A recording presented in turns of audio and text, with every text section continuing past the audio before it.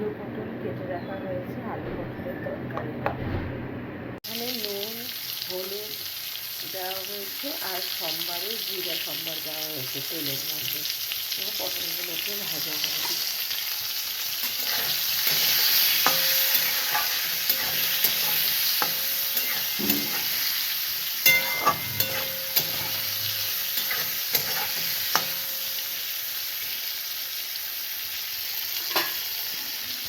এখানে জিরে গুঁড়ো, ধনে গুঁড়ো আর লঙ্কার গুঁড়ো দেওয়া হলো, ওই ছোটো চামচের 1 চামচ মতো।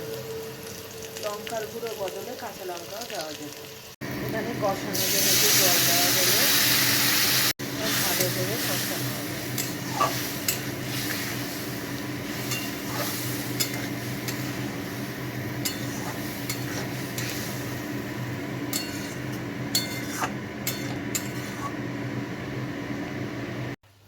পটলের রসা রেডি।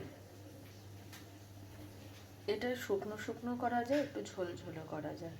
আমি অল্প ঝোল রেখেছি।